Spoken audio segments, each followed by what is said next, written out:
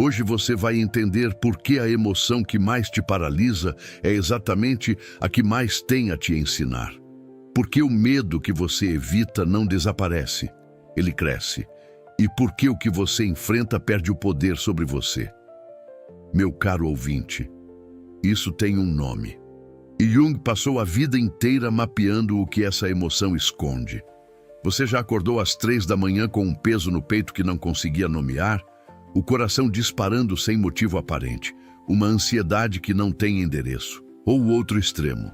Você sabe exatamente do que tem medo, de fracassar, de ser rejeitado, de não ser suficiente, de perder alguém que ama, de se olhar no espelho e não gostar do que vê.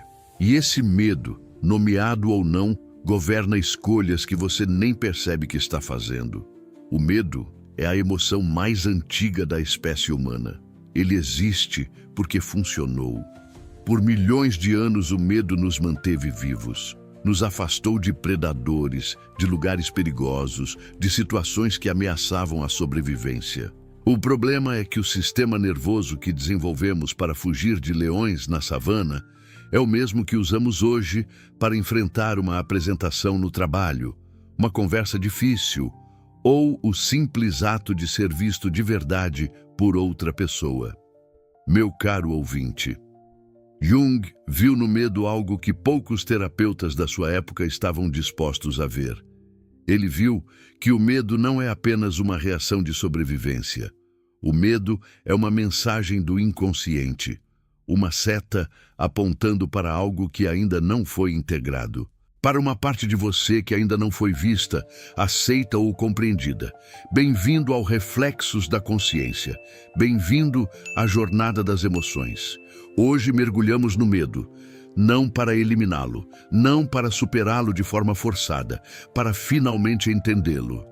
Meu caro ouvinte, existe uma distinção fundamental que Jung fazia sobre o medo que pode mudar completamente a forma como você o recebe. A distinção entre medo real e medo imaginário. O medo real é imediato e concreto. Você está atravessando a rua e um carro aparece em alta velocidade. Seu corpo reage instantaneamente. Adrenalina, coração acelerado, músculos prontos para agir.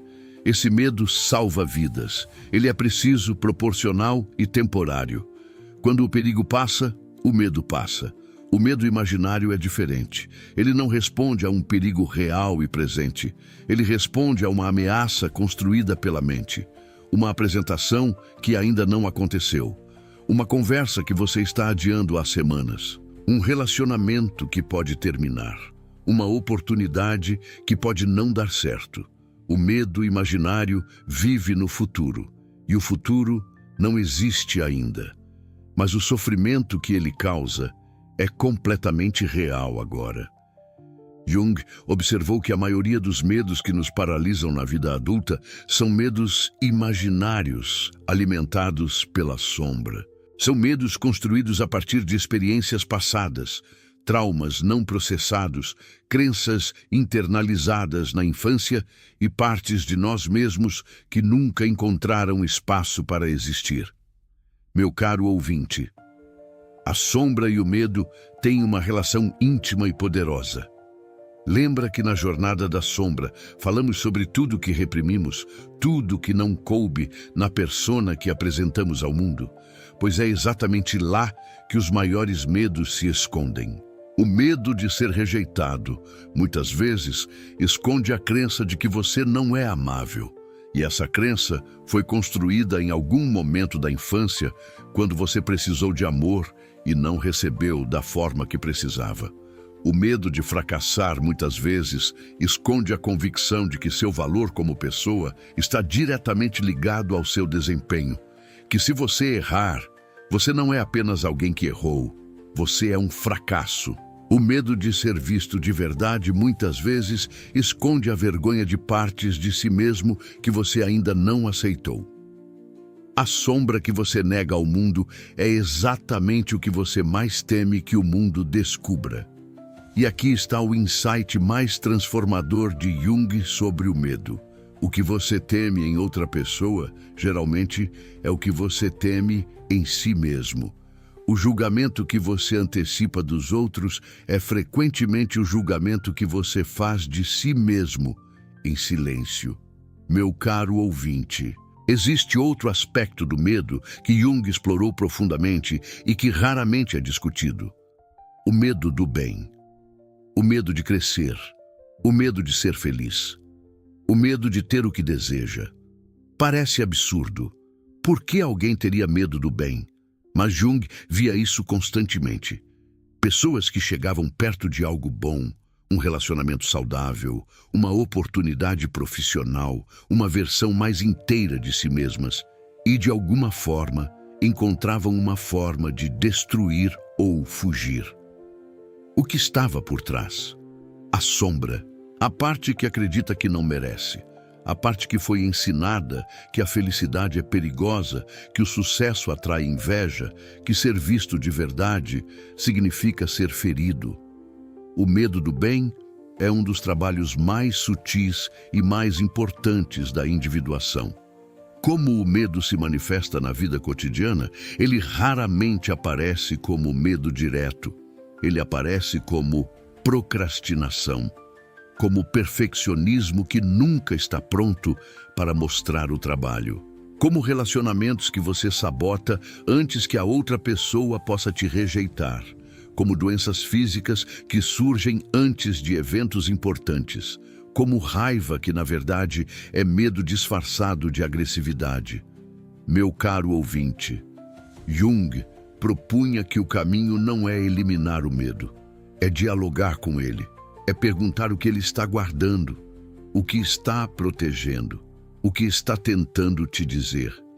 Cada medo é um guardião. Por trás de cada medo existe algo valioso que você ainda não acessou. Por trás do medo de fracassar existe o desejo profundo de ser reconhecido pelo que você realmente é. Por trás do medo de ser rejeitado existe a necessidade genuína de conexão e amor. Por trás do medo de crescer, existe um eu maior esperando para emergir. Quando você para de lutar contra o medo e começa a perguntar o que ele guarda, a relação com ele muda completamente. O medo deixa de ser um obstáculo e se torna um mapa para as partes de você que ainda esperam ser integradas. Como isso funciona na prática? Quando sentir medo, antes de fugir, antes de travar, antes de sabotar, faça uma pausa, respira e pergunta: do que exatamente eu tenho medo? O que de pior poderia acontecer? Esse medo é sobre agora ou está falando de algo mais antigo? O que esse medo está guardando? Essas perguntas não eliminam o medo imediatamente, mas elas começam a transformar a relação que você tem com ele, de inimigo para mensageiro, de obstáculo para guia. A palavra-chave deste episódio é esta: o que eu temo me mostra o caminho, não como convite para buscar o perigo, como convite para olhar com curiosidade para o que te paralisa, porque lá, do outro lado do medo, existe uma versão mais inteira de quem você é. Meu caro ouvinte, se esse episódio tocou em algo que você reconhece em si mesmo, um medo que você sabe que está te limitando, mas ainda não conseguiu enfrentar, compartilha. Porque alguém na sua vida também está paralisado por um medo que não sabe nomear. E talvez essas palavras sejam exatamente o que essa pessoa precisa ouvir hoje. No próximo episódio, vamos mergulhar em uma emoção que ninguém quer admitir que sente: a tristeza. O que ela realmente é, o que ela esconde e por que permitir-se sentir a tristeza pode ser um dos atos mais corajosos e mais curativos da sua vida. Até lá, cuide da sua psique. Meu caro ouvinte, nos vemos na próxima jornada.